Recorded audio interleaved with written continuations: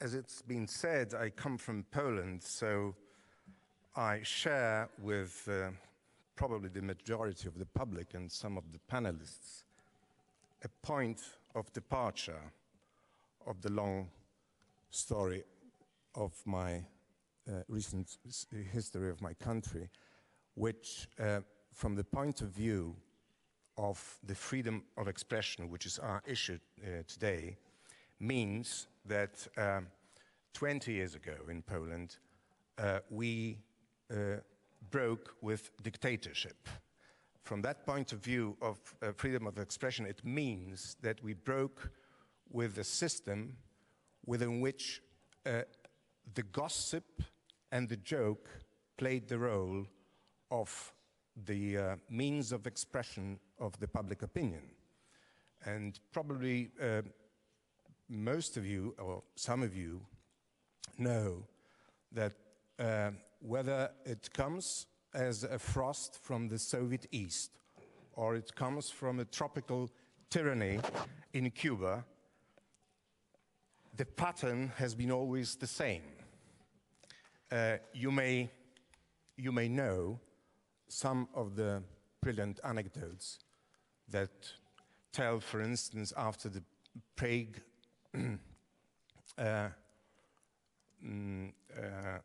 democratic socialism was invaded by joint forces of the Soviet Union and other countries of Pact of Warsaw, among them my own country, regrettably.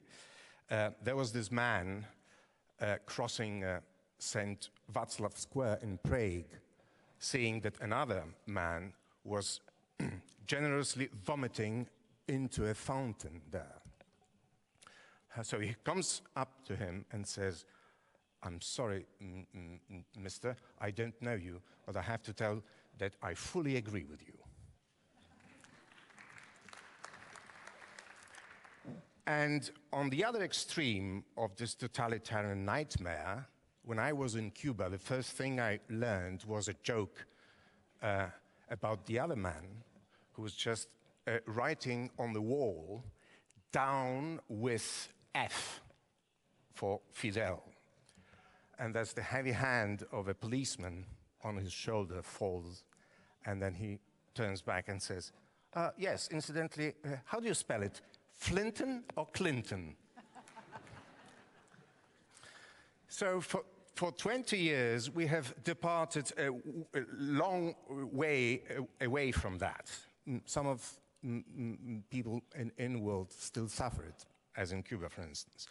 But Poland's case, which brings me here, I must tell you that it's been a case of total success. We really have built a system where freedom of speech and freedom of press are guaranteed and exercised. Freedom of speech means that no fear, no censorship, and free access to information and to the media by the public is overwhelming and dominating the scene. And the freedom of press means that that the plurality of views, the legal facilities from left, right, church, media, whatever, and the independence of the media are guaranteed. No attacks, no crackdowns on media, no blackmail, and no intrigue are possible.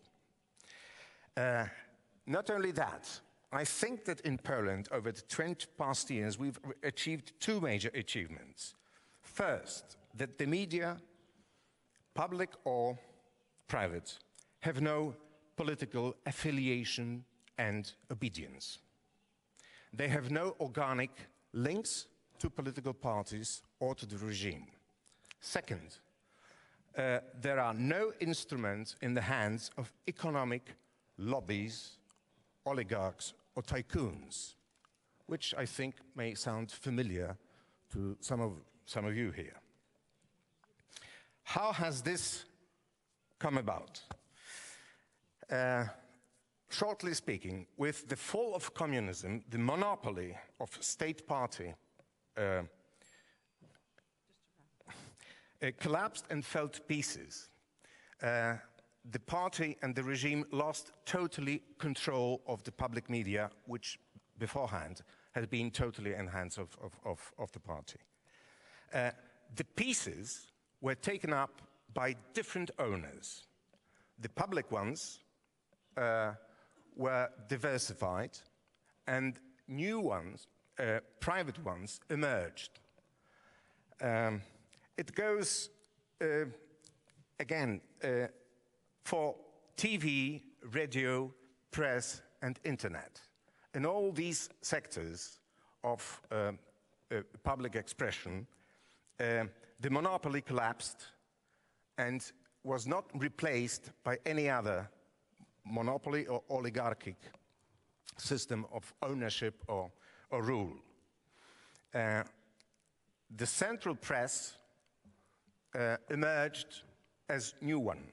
Gazeta Wyborcza is a child of the Polish democratic transition. We were created as a solidarity vehicle at the very beginning of it. But we, over the next 20 years, we have never had any political allegiance, obedience, or affiliation. The other three major national newspapers, they have their political sympathies, but they are not linked to any political authority or economic group, although some of them are owned by foreign capital. But the foreign capital, which controls also part of Polish regional, provincial press, is not guided by political motives or ideology. It is guided exclusively by commercial goals. So what I was going to say in the end is that the pluralism and the ideological debate is taking place in Poland. Sometimes it is very vehement. It is very strong and sometimes aggressive and full of hatred as well. But it is due to the political views coexisting within the society, and it's not a fruit of a political mechanism of a political party or commercial or economic groupings. And I think that the most important thing for the freedom of expression and freedom of press is that there should not be any backstage hidden power behind the news. I think that in Poland we chiefly achieved that. Thank you.